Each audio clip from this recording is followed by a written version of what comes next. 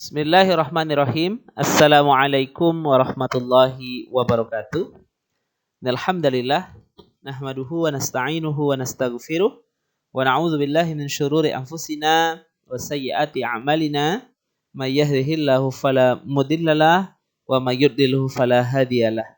Asyhadu an la ilaha illallah wa asyhadu anna Muhammadan abduhu wa rasuluh. Siswa-siswi yang dimuliakan oleh Allah Subhanahu wa taala, bersyukur atas segala limpahan nikmat, rahmat dan karunia yang diberikan Allah Subhanahu wa taala kepada kita semua sehingga kita bisa bertemu kembali dalam video pembelajaran Al-Qur'an Hadis. Salawat dan salam senantiasa tercurahkan kepada junjungan kita Nabi Muhammad sallallahu alaihi wasallam beserta keluarga, sahabat dan para pengikut beliau hingga akhir zaman.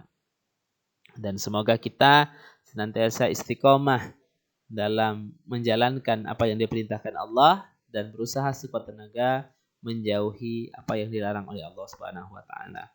Pada kesempatan ini izinkan kami Sumarno menyampaikan materi tentang kebenaran penurunan Al-Qur'an.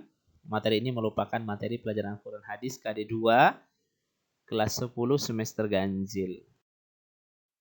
Siswa-siswi yang dimuliakan Allah, Al-Quran adalah wahyu Allah Subhanahu wa taala yang diturunkan kepada Nabi Muhammad SAW untuk dijadikan pedoman hidup bagi kita semua. Tentu cara-cara penurunan wahyu Allah Subhanahu wa taala yang berupa Al-Quran ini berbeda dengan wahyu Allah Subhanahu wa taala lainnya. Karena semua wahyu yang terdapat dalam Al-Quran penurunannya melibatkan malaikat Jibril alaihissalam dan Nabi Muhammad SAW tentunya. Pertemuan dua jenis makhluk Allah Subhanahu wa taala yang diciptakan dari dua unsur yang berbeda tersebut tentu sulit dipahami oleh orang yang hanya mengandalkan akal pikirannya saja.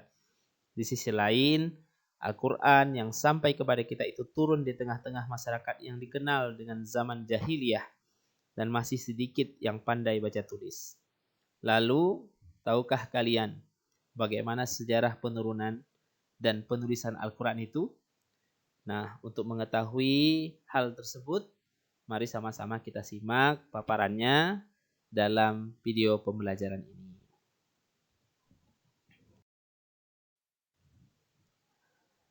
Siswa-siswi yang dimuliakan oleh Allah Subhanahu wa taala, pertama kita akan membahas bagaimana cara wahyu diturunkan kepada Nabi Muhammad SAW. Menurut para ulama, ada beberapa cara Nabi Muhammad SAW menerima wahyu dari Allah. Yang pertama itu melalui mimpi. Yang kedua dihembuskan langsung ke dalam jiwa. Yang ketiga seperti gemerincing lonceng yang sangat keras. Yang keempat malaikat menampakkan dirinya dengan wujud seorang laki-laki yang elok rupanya.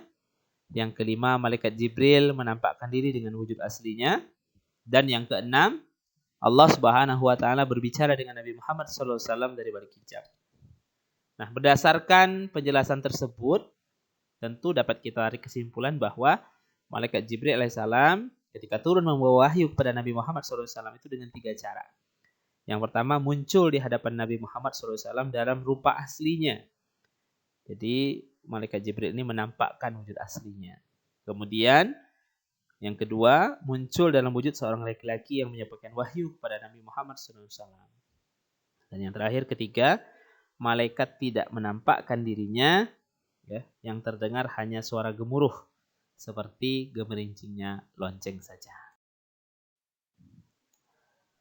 Kemudian proses penurunan Al-Quran itu seperti apa? Ya, di kalangan ulama itu paling tidak terdapat 3 perbedaan pendapat dalam menjelaskan proses penurunan Al-Quran. Yang pertama, Al-Quran diturunkan sekaligus ke langit dunia pada malam Lailatul Qadar, yakni lengkap dari awal hingga akhir. Kemudian diturunkan kepada Nabi Muhammad SAW secara beransur-ansur. Yang kedua, Al-Quran itu diturunkan ke langit dunia 20 kali Lailatul Qadar selama 20 tahun. Atau 23 kali Lailatul Qadar selama 23 tahun. Atau 25 kali Lailatul Qadar selama 25 tahun. Berdasarkan perbedaan pendapat tentang berapa lama Nabi Muhammad SAW bermukim di Mekah setelah diangkat menjadi Rasul. Nah, pada setiap malam Lailatul Qadar diturunkan ke langit dunia hanya sekedar yang hendak diturunkan kepada Nabi Muhammad SAW sesuai kondisi umat pada saat itu secara berangsur-angsur pada tahun tersebut. Kemudian pendapat yang terakhir, yang ketiga, awal diturunkan Al-Quran adalah pada malam Lailatul Qadar, kemudian diturunkan kepada Nabi Muhammad SAW secara berangsur-angsur dalam berbagai waktu.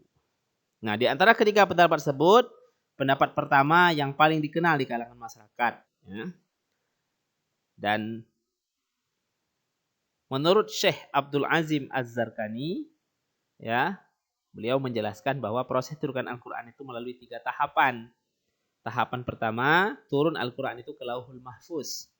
Kemudian dari Lauhul Mahfuz diturunkan ke Baitul Izzah. Dan terakhir dari Baitul Izzah diturunkan kepada Nabi Muhammad SAW. Nah, mayoritas ulama cenderung setuju dengan pendapat tersebut. Bahkan Az-Zarkasi menjelaskan bahwa pendapat tersebutlah yang sahih dan dianut oleh kebanyakan ulama kita. Nah, para ulama itu berbeda pendapat dalam menghitung masa turunnya Al-Quran. Menurut Muhammad Qudari Beg, masa turunnya Al-Quran adalah 22 tahun, 2 bulan, dan 22 hari. Ada pula yang menyebutkan 20 tahun dan 25 tahun. Maka mayoritas ulama menyebutnya berkisar 23 tahun. Al-Quran mulai diturunkan ketika Nabi Muhammad SAW sedang berkhalwat di Gua Hiro pada malam Senin, tanggal 17 Ramadan, tahun 41 dari kelahirannya. Sampai turun, ya, ayat pertama, yaitu surah Al-Alaq ayat 1-5 di Gua Hiro tersebut. Nah, apa hikmah diturunkan Al-Quran secara berangsur-angsur? Ya. Yang pertama, agar mudah dihafal, ditulis, dipahami, dan diamalkan. Yang kedua, dapat meneguhkan hati Nabi Muhammad SAW, sebab dengan demikian Nabi Muhammad SAW akan sering berkomunikasi dengan Rabb-Nya. Yang ketiga, akan lebih berkesan di hati umat Islam, terutama pada ayat-ayat yang turun berkenaan dengan peristiwa-peristiwa tersebut. Yang keempat, agar dapat menjawab pertanyaan-pertanyaan atau masalah-masalah yang muncul ketika itu. Yang terakhir, itu dapat meringankan umat Islam dalam upaya meninggalkan sikap mental dan tradisi jahiliyah yang negatif secara berangsur-angsur. Kemudian, bagaimana sih sejarah penulisan Al-Quran? Nah, pada masa Rasulullah SAW, hafalan para sahabat itu lebih banyak berperan daripada tulisan-tulisan yang masih terpisah-pisah. Siapa saja yang mendengar satu ayat, maka akan langsung menghafalnya.